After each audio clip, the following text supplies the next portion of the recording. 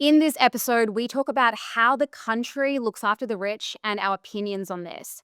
We also discuss how no one is coming to save you except you and the power in taking action to change your life. We discuss artificial wombs and what our views are on robots carrying babies. This one gets quite opinionated. When is the right time to become a businesswoman and have kids? I discuss the fact that you never feel ready. This episode is dark. It's full of opinions. It's very emotional, and you'll absolutely love it. I'll see you inside. How you feeling, Viv? Oh, look, I'm feeling absolutely fantastic. Certainly had better Sundays, certainly had worse. Let's put it that way. I think that you were just having a little tack yak before, and you were saying the Wi-Fi is down. Low. Let me tell you, I've pulled my life together. I got up at 10 to 1. It's 2:40 now. 10 to 1. I was like, I'm showering. I'm driving from this house to pick up these things, to go here, to visit this Airbnb. And here I am. We made it. Woo! Merry Christmas. Merry fucking Christmas. Yeah. Merry Merry Oh Christmas. gosh. Well, guys, I want to start by talking about Dubai because I know last week I was in Dubai when we were recording the episode and I was in the process of getting my visa. So that didn't happen. Why? They changed the rules on the very last minute. So apparently they can do this. We hadn't actually submitted the visa the day before they changed the rules. So now to be able to get an investor visa, which is the one that we wanted, you have to show 3 months of bank statements that say you have a minimum holding of 50,000 dirham. And we don't have that in Dubai. It has to be a Dubai bank account. So they had to withdraw that application, and then they had to put through an application for an employee general manager visa, which means that we'd have to visit the country twice instead of once. And there was like a few rules and things that were happening around that. And she was like, "Look, I don't actually think this is going to go through before Christmas." So we didn't. No progress has been done. And when I was sitting there, I actually went on a podcast with my girlfriend and we were talking about this experience. And at the time, I was kind of just like, yeah, it's a bit of a bummer. I have to come back. But as I was talking to her, and I actually want to get into another topic with you in just a moment, I was thinking maybe this is divine intervention. It's actually not supposed to happen for me in Dubai. And the reason I came to that realization is because have you been to Dubai, either of you? Nah.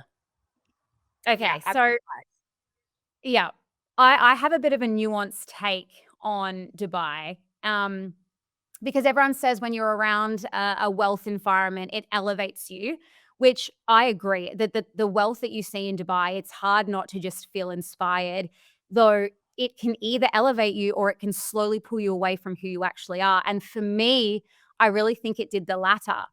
Um, and the reason I say that is because there's this side of wealth and being around that no one really talks about. It's like everyone just is like, wow, when you're around that, it just elevates you and shows you what's possible. Yes, but I didn't feel like me there. I seriously didn't feel like me in Dubai. I was walking through designer shops and I'm like clicking my fingers, being like, I'll take that, I'll take this. And ew. I know. I put Ew. myself, Sorry. Ew. who am I becoming right now in that moment? And the version of me wasn't bad, but it just isn't me. I'm an island girl through and through, bare feet, ocean, depth, simplicity. That is me. And when wealth starts changing your behavior instead of expanding your values, that is definitely a signal. So when the visa fell through, I actually thought to myself, this is a sign. I'm going to take it as a sign anyway that I'm not supposed to be here. And this isn't the life that I want my son to, like the environment that I want my son to grow up in. So that's sort of my take on it. I'm curious to see how you found it, Katie. I think I've been to Dubai twice, like once 10 years ago and once recently. And like the development obviously is insane. Like Mm. you can see how quickly it's developing. And I haven't been there probably in a few years. So I don't know. It would depend on what it would feel like now. But of course, you're like, wow, this is amazing and bright lights, etc. But I'm probably a bit like you, Brooke, like a little bit. Of course, we want to be successful and we want to have these things, but not in that lifestyle. Like I'm very much an island life girl as well. Yeah. I just feel like not all wealth environments are created equal. And Mm. just because you're around money, it doesn't automatically mean you're around alignment. And there's like two examples of wealth for me. There's conscious wealth and then there's performative wealth. And Dubai is just performative wealth. It doesn't feel expansive to me. Like when I'm around people like Eric and Adam, I feel expansive. But when I'm around people in Dubai, it feels loud. It's like, who's got the nicer watch? Who's got the best designer bag? Who's driving the nicest car? And I don't want to build a life where the metric of success is what bag are you carrying? I want success that still allows me to recognize who I am in the mirror. And I've never, ever gotten into business. I've never gotten into entrepreneurship so that I can chase wealth to feel powerful. I build wealth because I already know who I am. And that's what I want for myself. And I just didn't find that Dubai was able to offer that. So Well, it's a it's great realization to have, like, for Mm. sure. Like, that's amazing. I think that from my perspective, I've come from a very small country town, very low social economic, like extremely low. We've moved house to house. We've was in a house that we called the commission house. So I've come from an actual fact, this is reality. My town was listed on the top 10 of the poorest towns in Australia. What an accolade. So I think I've come from, I guess, that end of town. And I've hustled and I've worked my way all the way up to, I guess, what you may call now a wealthier class. Like, I feel like a bit of a dick for saying it that way. I don't know how else to put it, but I've really hustled and I've really worked hard to build myself up into who I am today and the success that I have today. I think that after our conversation last week, I really thought about this deeply and thought about the tax implications and I guess the strategies that I use. And something that has really pissed me off this week is the fact that, let me give you an example. When I hustled 8 years ago, me and my husband, and we bought our first home. So, like, we hustled and grinded and hustled and grinded. And, you know, let's just call it $100,000 that we had to save. Well, it's actually not $100,000. We had to then save the tax on top of that, which, let's just make it simple and call it 30%. We were a company, whatever that was at that time, 27.5%. If your personal tax is higher, et cetera, et cetera. Let's just call it 30%. So we had to hustle and save, let's just call it, quotation marks, $130,000 for this property, right? That was when I was in the poorer class and I was grinding my way up into where I am today. Jumping from then, 9 years ago, to now, it pisses me off because the advantages that I have now and the way our country is set up now, I'm advantaged. And I'm not going to, I'm going to admit it because now what I can do, and this, Brooke, is going to blow you. Oh my gosh, she's left us on a cliffhanger. I'm gonna blow you up. Blow your mind. Keep going, keep going. I'm like dying to hear this because I have it's not only the opportunities that you have available to you when you have Actually, more money. Oh, there she's back. We Yeah, got up to blow your blow your what? Uh-oh. mind. that's what you said, and then you Oh, Viv. Viv, what was it? blow your. We think it's mind. We're on a cliffhanger. Viv was coming in with something else, but blow your wand up. No, like, seriously, it pisses me off. I went home and I'm like, dude, I have an advantage. Like, I know I've hustled and I've freaking grinded since I was 15. I moved out at 15 and I've put the work in and I've listened to everything and I've done the work and I've done the work and I've hustled and I get it. Like, I've hustled. The advantages that I have now that I'm in the quotation marks upper class of Australia pisses me off because, and this is where I was going, what you were saying last week, Brooke, about the tax, for example. Well, what I do, right, is we pull out the equity from our properties. Okay. We put it into another bank account. That bank account then has money in it, which is not technically money, it's equity pulled out of a home.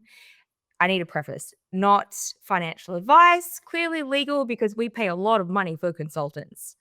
But we put that into a bank account. We then don't pay tax on that. Like, that is not taxable. We've pulled out equity out of a home. We've put it into another bank account. We have then used that money to buy another house. And this is where the wealthier get wealthy and the poorer get poorer. And it pisses me off because I've been on both sides. So the fact is that I am now buying property and I'm not paying tax on the deposits that most people have to pay tax on. So if someone was getting into the market and wants to pay, for example, $100,000, it's probably going to be more than that now. Let's be realistic. But they want to put $100,000 deposit down.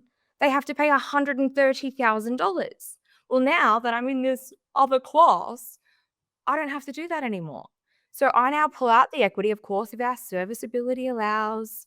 And of course, I have to pay interest on it. But let's do the maths. I pull out the $100,000 from my property portfolio and I put it into another property, right? I don't pay tax. There's no tax. I pay interest. 100% I pay interest, but the interest is 6 or 7%. 6 or 7%. Like, it pisses me off because I have been in the poor class. I'm now in the wealthy class. Again, quotation marks because I sound like a dick. But Katie, why does it piss you off? Because do you believe that everyone has this equal opportunity to be able to do what you did, which is leave at 15, hustle hard to get yourself to that position? Do you think that's available for everyone? Like, I'm curious to know why that pisses you off so much. Because when I'm looking from the outside, I'm going, you've worked your ass off to get where you are.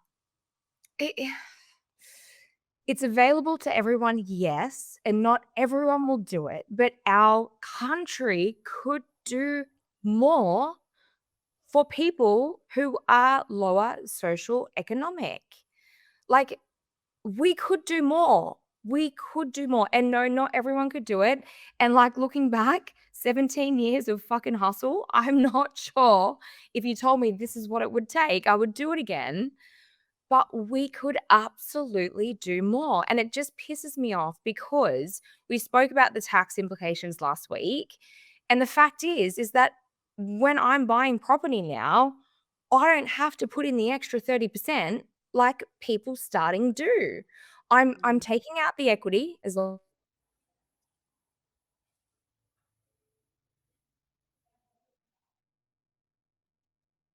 Ugh, your internet, Katie. I don't know about these Starlinks.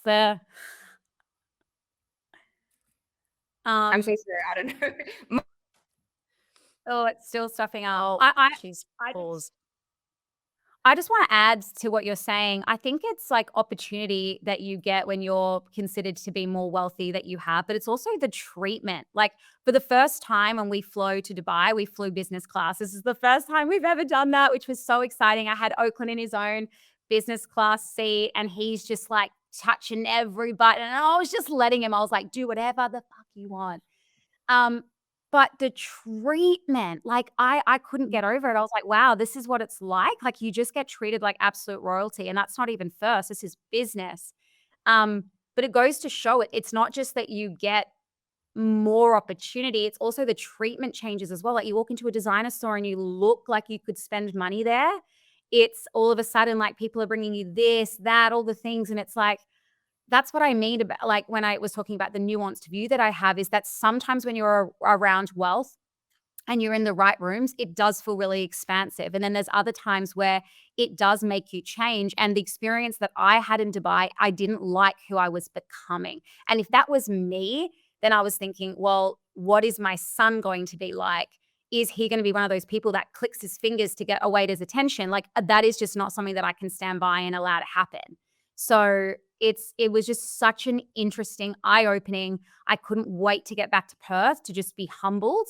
I literally, I needed to touch grass and just feel like myself again. And I definitely do. It's taken a couple of days, but I'm starting to just come back down to earth, and I'm going to myself, why did I buy these designer shoes? Why did I do that? And I'm starting to really have those challenging conversations with myself. It's like, what was I trying to prove? Yeah. Was and I that's actually doing it for myself, or was I actually being like, look at me, I can afford this lifestyle? And that is a really tough conversation to have with yourself. And the pride conversation is very hard to have. Like, I'm absolutely not a designer girl whatsoever. Like, it's not in me. It's not about me. I don't understand it, but I can understand the fact that it's like, hey, I've just bought this $5,000 bag for myself. Like, fuck yes. For me, it's like, I'm putting that into a property. Like, I I don't understand it. I will buy fakes though. Like, I have bought fakes, but I don't You get would it. die if you know how much we spent in Van Cleef in Dubai. I'm not You surprised. know how many properties I can buy you for that, Brooke? Like, I just wanted to let you know. And then you know I've got a what? Then you question. pull out the equity, and then you know what? You won't have to pay tax on that I've got a equity. question for you, Katie. Given that you were from one of Australia's poorest towns, what, if any, like benefits did you experience? You know, the idea behind tax is often to put it behind, you know, community services and all the things that we use together in the public sector, but also in theory should also go to people who are in lower socioeconomic areas. Did you experience any benefits from that? Or if not, are there ways when you say, I think we could be doing more, what are the things that you think could change to help impact those people? So I don't know how deep we want to go in. Like, it's probably we're only what 4 podcasts in. We might not go there yet, but um, Take us there, Katie. Let's just have the conversations no one's having. Like, honestly, it like ooh, how honest do we want to be? honest. That's the whole point of this, is to like I know. to get people to And you think know what? different I as well. promised myself doing this that I would be honest, because like, what the hell is the point if I'm not honest? I grew up in a DVO household with my biological father, and we really needed help. We needed help. That was the reality of my situation. We didn't have help. So guess what I'm doing now? I am building What? homes for people that need the help that I had. And that's just like the full circle moment for me personally. So that is the short version. But I guess that's why I'm doing what I'm doing, is because I needed that in my hometown. And because we're in a town, and now that I understand the logistics, and now that I'm actually working in that space, I understand that our town had 300 people in it. The government just wasn't going to put the money into those towns for DVO kids. That just wasn't going to happen. And so now that I understand the logistics, I can now then do that for other families. So I am now hustling as hard. Like, I am putting everything into creating safe homes and safe places for kids that are vulnerable, and for families that are vulnerable, because there's many Australians right now very vulnerable who do not have a safe home. And I guess that is my now purpose and mission, to build these safe homes, kind homes. They are called kind homes, for the government, for kids. I needed it and I didn't get it. So that's, yeah, that's the reality. You know what they say, your message is in your mess, and you've really used that to give you purpose, and it is so beautiful to see you light up when you talk about what you're actually creating, Katie. Like, it is absolutely amazing what you're doing. I don't know if you know, but your top says "Be kind" on it. I know. Yes. And Synchronicity.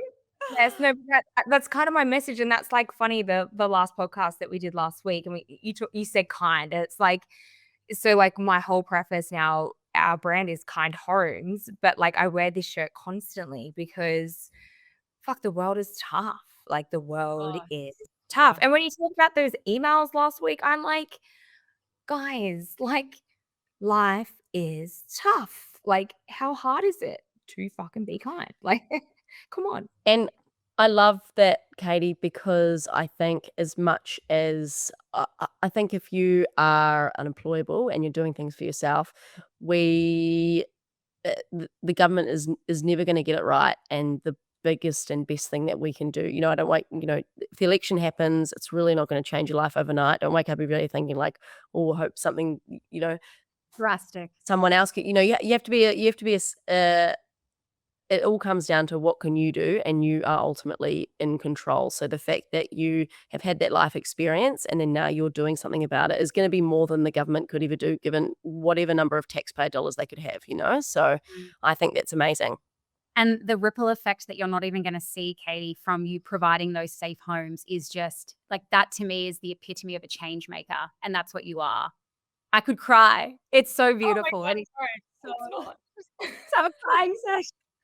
And I think what I also take from that is that is always the message that I see is you ultimately you have to be the one to take the action yourself, because no one is going to come and do it for you at the end of the Who's day. gonna As save you? unfortunate and unfair that can be, as unfair that is the reality. And so therefore, it all comes back to like, what can I do about it? How can I change something? What's in my control? And Mm. once you figure that out, then that's when we get people like Katie who are like, fuck it, I'll just do it myself. Right on to And you know Katie. what? Katie. As hard as this is to say, like no one is coming to save you. And that has been like such a big realization in my life, is that no one is coming to save you. So save your effing self. A needle mover. It is such a needle mover. That one statement, no one is coming to save you, so save yourself.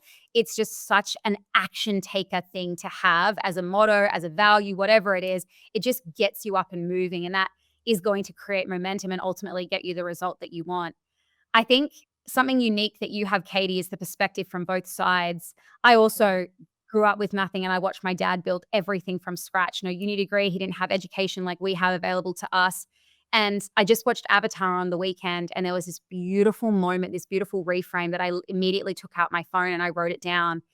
It was like, you've been gifted a new set of eyes, but you have to be willing to see through them. And I feel like with what you were just saying, it's like you've been also gifted a new set of eyes, and look what you're seeing through them, and look at the change that you're making is just, it's phenomenal. It is the perfect example of that. It's like putting something to good, putting your wealth to good. But when Yeah, you it's get gonna like inspire me. when you've seen both sides, you want to bring everyone with you. And how do you physically do that? Like that's really freaking hard to do.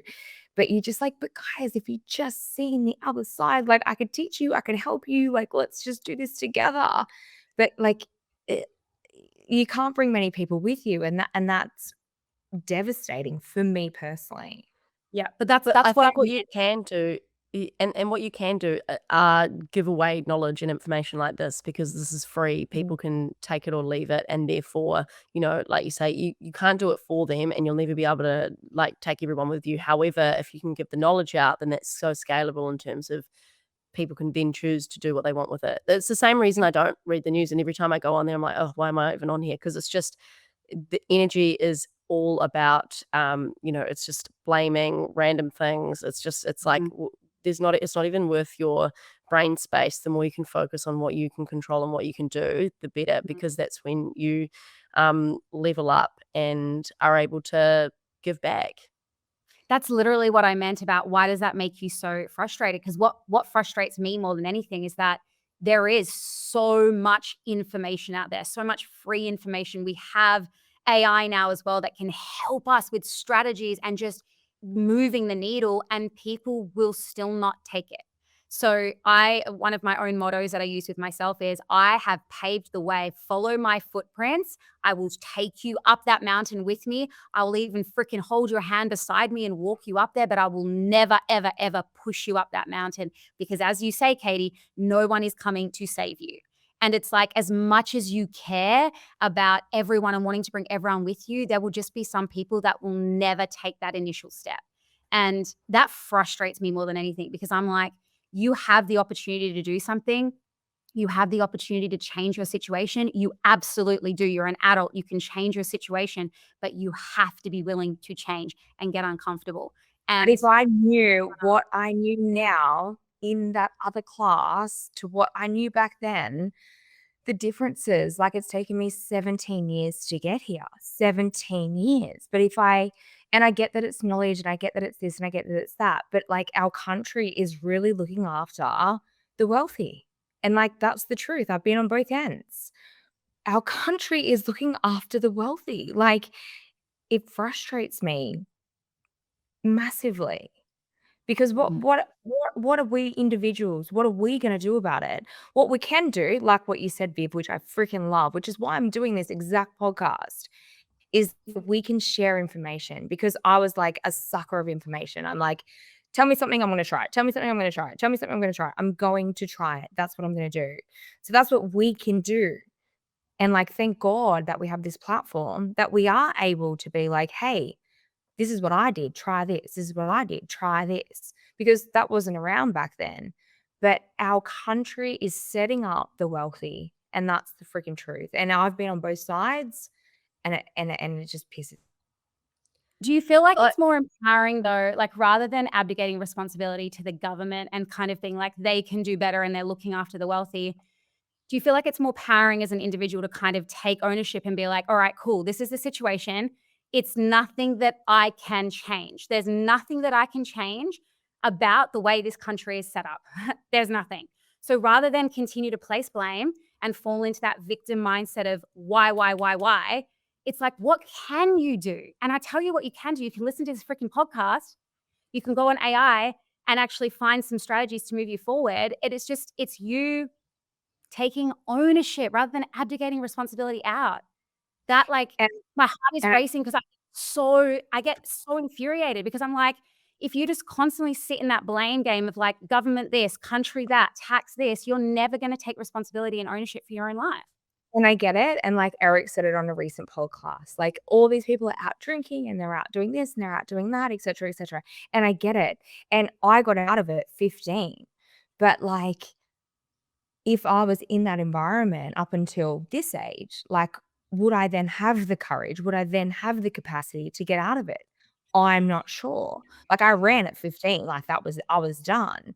So, and we have enough information overload. Like, there's too much information. But for someone to listen to us right now talking about equity and moving this and tax and this and that, like, it's so overwhelming that it's like, fuck, let's put our head in the sand. And I get that that's not the right thing to do. And I understand that. And I agree with you, Brooke, where it's like, do something about it. Like, I ran away at 15. Like, I've done all the things that you're saying to do. But going back home recently, I'm like, I also now understand this side of it. Like, I get it. Like, it's hard. And if you would have told me the journey that I had to go on since the age of 15 to get where I am now, to be in the wealthy class in quotation marks, am I happier than you guys? I'm not sure. Like, that's debatable. So, is it worth the journey? Fuck yes, it is. But how can you tell that to someone that doesn't understand any of the terminology that we're even talking about? Like, how? I think one part is sharing the information is good, but the second part is the visibility piece. So if people understand your story and where you've come from, a lot of people think, oh, I could never do that because of XYZ. If someone's not in an amazing place or they are struggling, then it's really hard if they don't see, if you can't see it, you can't believe it. And if people can't often identify with someone who's been there, done that, or see someone that looks like them, sounds like them, who's, come from a similar place and broken out of that and gone to do something different, then that's also a lot of the reasons why people don't feel like it's possible for them. So I think, sharing knowledge, but also just being here and putting the content out as who you are is huge, because there will be a lot of people who hopefully will say, well, if she can do it, I can do it too. I think like we live in the information age. There is information everywhere. It's the most accessible it's ever been. But unfortunately, what that has created is shelf help syndrome, which is I'll read all the books, I'll read all the information, but I'll take zero action. And like, I'm sorry, I will not sit there and feel sorry for people who don't take action. I just won't. That's just not, I don't agree with it. You can take the smallest action every single day to change your life. That is my belief. Like, I honestly, I totally agree with like the relatability piece. You need to not hold it physically, but you need to see it to know that it exists. But as I just said, we live in an information age where we know it exists. So it's like, small, repeatable action daily. Like, don't just read the information, do the steps. Change your life. And also, I think that you might listen to something and get overwhelmed and think, oh my goodness, analysis paralysis, I don't understand what all those words mean or whatever. But one of the best things I learned was no one actually has it all figured out. Everyone's just making those little 1% changes every single day. Just get started. You'll figure it out along the way. And I was actually reflecting on that. I was learning something new the other week, thinking, wow, I feel like I learn something new every second week. And now, because I'm so used to going, get the task, figure it out, think, oh, this is going to be easy, then go through the overwhelm stage. Oh my goodness, this is crazy. I just know if I push through a little bit more, then all the pieces will fall into place. And I think that's for anything, starting anything new. And if there are people listening who are thinking, oh, too hard, too complex, I would just challenge you to just start taking any step, like say Brooke, and eventually you will get there, because it just has to be the smallest things, try the things, but as you start, you will learn. Right. There's 4 learning phases. The first one is unconsciously incompetent. You don't know what you don't know, right? Which is why we experience things like beginner's luck, because we're so unconsciously incompetent in certain areas. Like, that would be me with property. Absolutely unconsciously incompetent. I might get a few sneaky wins in somehow, but I don't know anything about it. And as we move through these phases, we end up landing at unconsciously competent, where we don't have to try. It just becomes part of who we are. And that's truly where knowledge is power becomes the sentiment. So yeah, I'm quite strong and firm in my belief around will never give someone sympathy who doesn't take action. I seriously, I struggle to.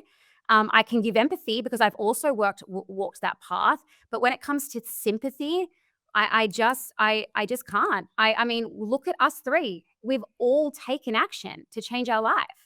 Anyone can do that. Anyone can.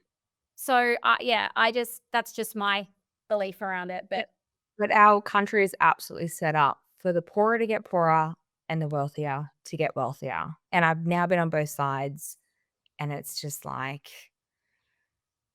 to now jump that gap, now that I know the gap that I have jumped, and I've jumped from being from the poor to the wealthy, it's like it is a big gap, and there is a lot of steps that you have to take.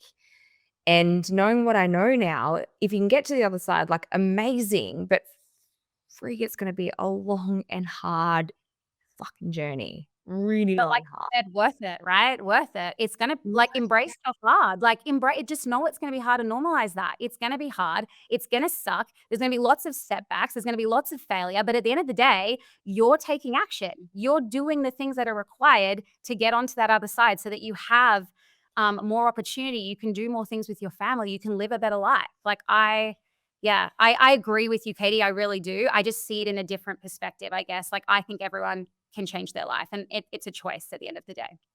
Absolutely. If I can do it at 15, you can do it at whatever age you are. You were a child. Exactly. You were a child. You were a child. So 15 is crazy. Crazy. absolutely insane. My kid is not leaving at 15, I can tell you now. They wouldn't need to leave, Katie. You wouldn't create No. any environment where they needed to leave. So But that's a whole nother topic. Like I know. a whole other topic because like I would love to produce more very resilient children, but am I going to? Probably not, because I would never put my kid through what I've been through.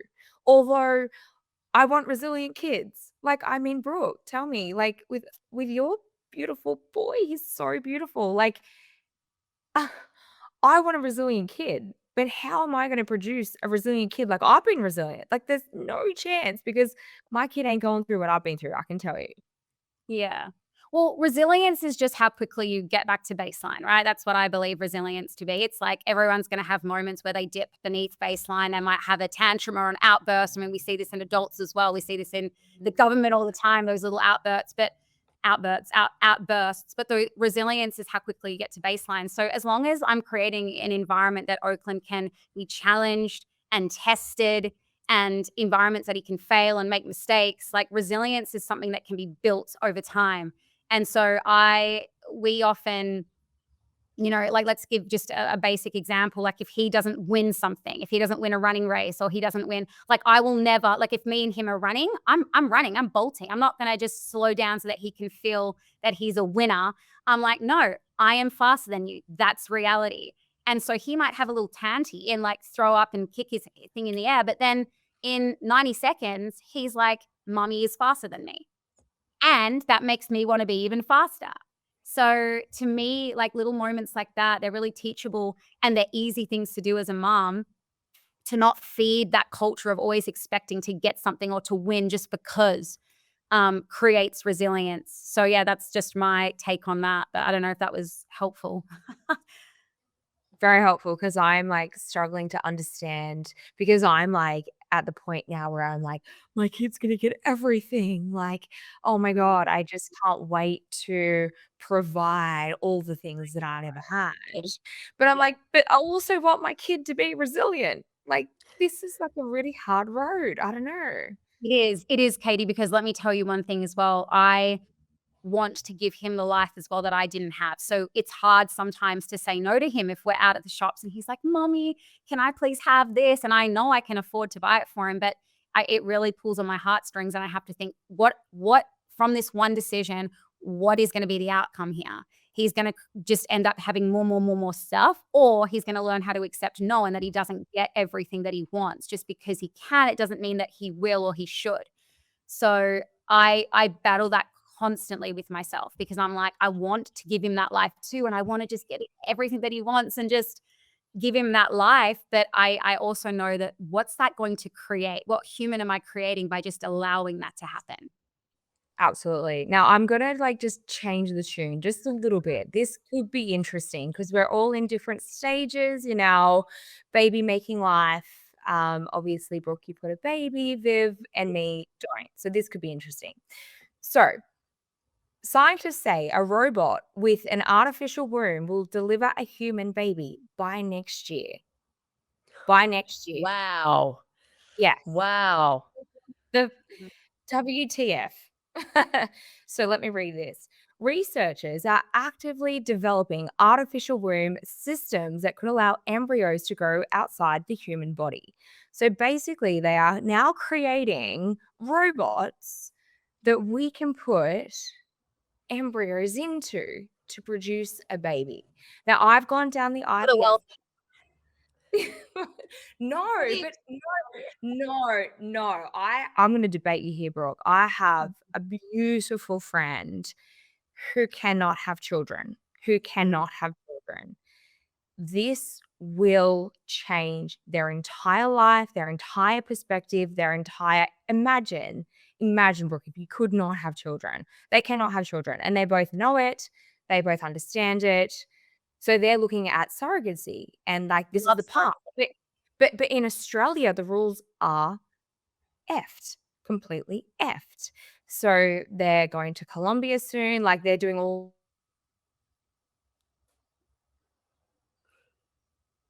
It always cuts you out at the best part of your story, Katie. I We're going to Colombia soon. I'm so glad we're talking about surrogacy actually, because I love me this. and my husband just had the biggest argument about he's got a very traditional view in that the mother is the person who holds the baby. Like, that's just his view, even though scientifically that's incorrect, because a surrogacy or someone holding your baby is essentially the oven, right? That's it. It's not their egg, and it's anyway. But I said to him, well, we have sort of been trying for the last 18 months and are struggling a little bit with secondary infertility. But I don't know why. It just is much harder for us to fall this second time. So I said to him, like, is that something that, because I don't really want to go down the IVF path. Like, I don't want to be injecting myself daily. I just don't. And then I'm kind of thinking, like, maybe it's our path to just have the one child. Like, would you consider surrogacy? And it was like a flat out no. And I was like, you don't really get a say, is kind of the path that I wanted to go down. But he's just so firm and like, no, because like, what about when the baby is older and you're showing Oakland photos of him in your belly, and then this second child doesn't get the same, like, doesn't see that and will maybe feel that we just didn't want to go through that. And I could understand his perspective. It is still very I guess frowned upon in a way, like surrogacy. It's not really spoken about. It's not really that known. There's no one really, aside from like the big celebrities that I know of, that have ever used surrogacy before. So I think it's just it's like the Australian rules, and don't quote me on this, but if you don't have the baby, like if it's not your baby, it is not your baby. So if you have a surrogacy in America or Philippines or wherever, it's not your baby legally. And so like that freaks me out. But Yeah. apparently there is artificial wombs coming, which like I get is, like what you said, for the wealthy. And I get that because like I'm at a stage where we've done our embryos. So I've done the IVF path and we're frozen embryos and we've got all these tiny little, we've got seven little, I know, apparently a great result at my age, but like 7 little embryos sitting there. And I don't know, I am not ready. Really hard thing. And that's why I always ask you, Brooke, like, it's like, how do you juggle both? Because I'm very career focused and I have all these goals and I just don't think I can do both well at the moment. Hopefully that changes. But Let me tell you something, Katie. Firstly, you will never feel ready. Like, that's such a myth. Like, what does even ready feel like? You'll never ever feel ready. So that's I the feel first ready thing. for everything I do. I'm like, I'm ready. Let's go. I don't But feel ready not for for this. this. Not for this. Like, you just won't. There's not ever going to be a time that this magical thing just appears and you're like, I'm ready. It's just not going to happen. So there's that. Yes, and I promise you that, okay? The next thing is, your life doesn't need to change. I want to say that again. Your life doesn't need to change. Yeah, but like, if you look at Oakland, he comes everywhere with us. We take him to Dubai. He's traveled the world. We're looking at homeschooling. He has fit into our life. And I will fight any person who says otherwise. You get to choose what your life looks like when you have a baby. So it doesn't need to change. You don't need to be home at 11 a.m. to put them to sleep. Oakland learned to sleep anywhere. He slept on a freaking paddleboard. He slept in a pram. He slept in my arms. He slept on an airplane. He slept on a scooter. He still sleeps on a scooter. So what I'm saying is, do not let that be the reason, because you get to decide what your life looks like when you welcome a bundle of joy into your world. So that is all I will say on that. I don't have kids, but I wanted to loop back to that surrogacy piece because I find that fascinating. And I wonder, Brooke, whether your partner has considered. Are you married? You and Scott married? Yep. Your husband. I wonder whether he has considered people in different life situations. So one friend, she's in a wheelchair, so they've used a surrogate for 2 of their kids.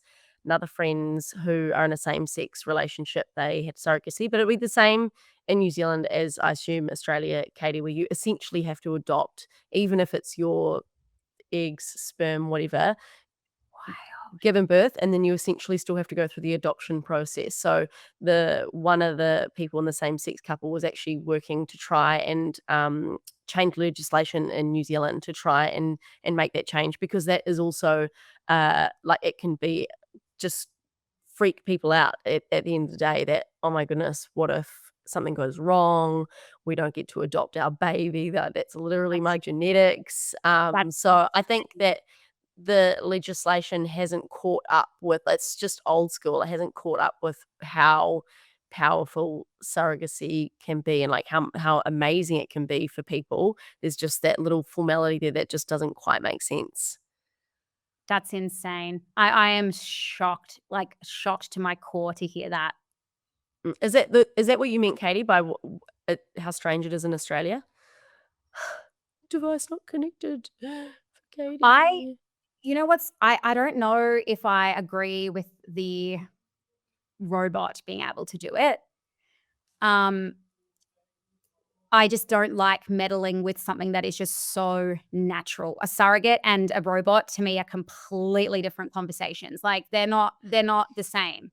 I don't know how I would feel about just interjecting and disrupting such a natural thing like that. I actually don't know how I feel about it. I can't even comment really, because the only thing that I keep thinking is like, yes, I can see that it would be really great for people who can't I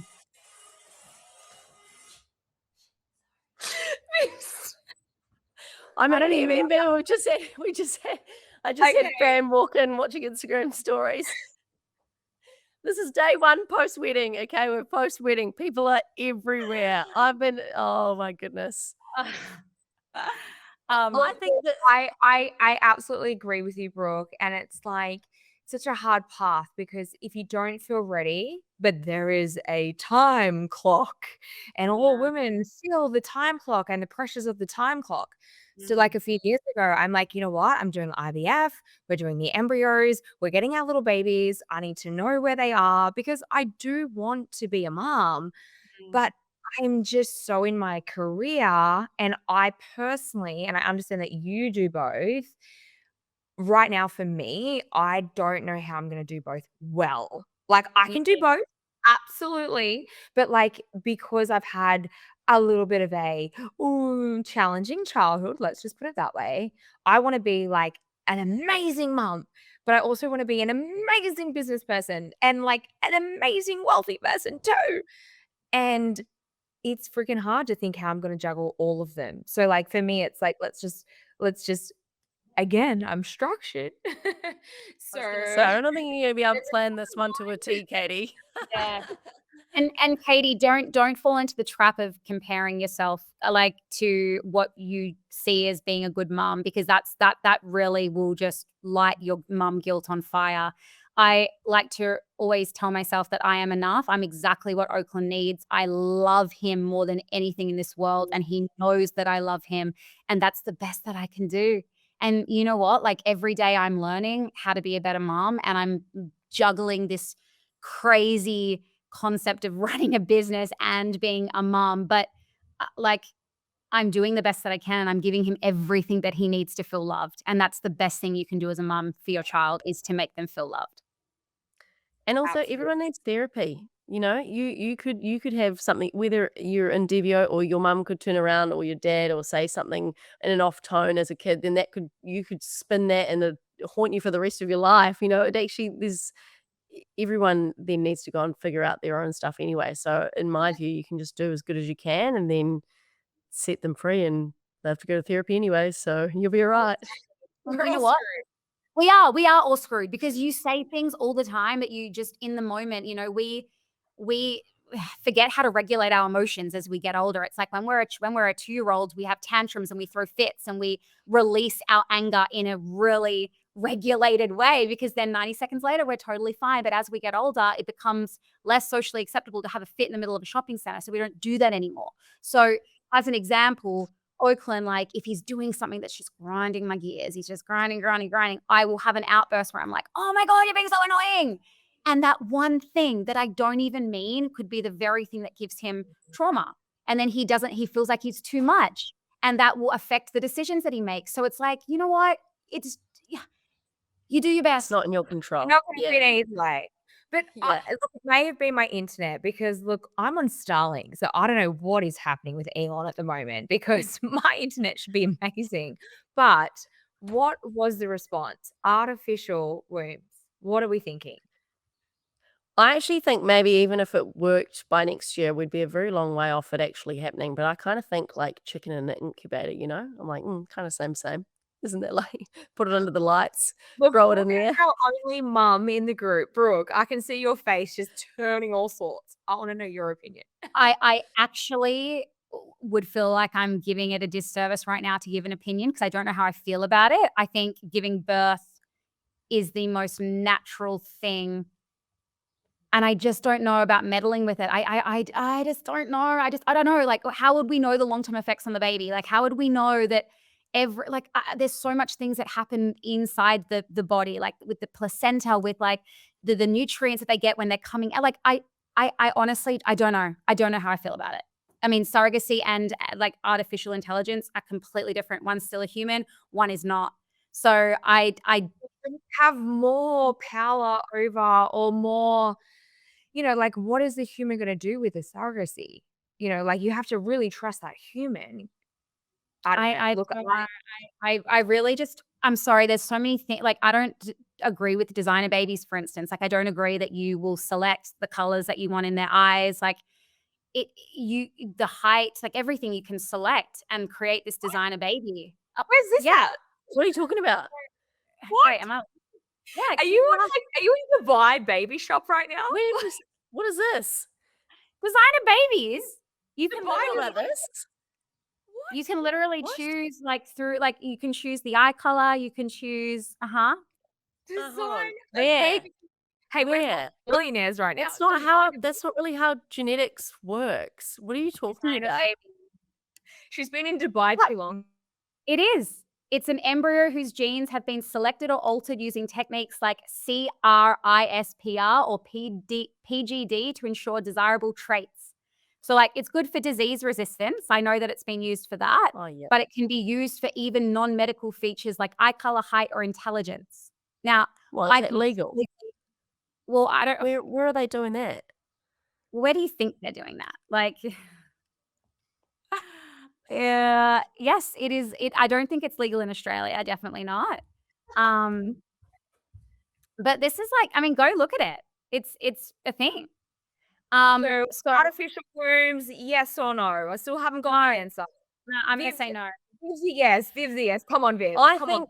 think that could be a game changer for people who my mind goes straight to people who like finding a surrogate is a huge challenge for them, whether that's because of the ableism or because of the their life situation or because they can't do it themselves. But I in reality don't think that will be. We should be eating in vitro meat already, like growing. We should be able to grow meat and whatever in test tubes already, and we're still not even eating that. So I can't see surrogate in a robot coming to our shores anytime soon.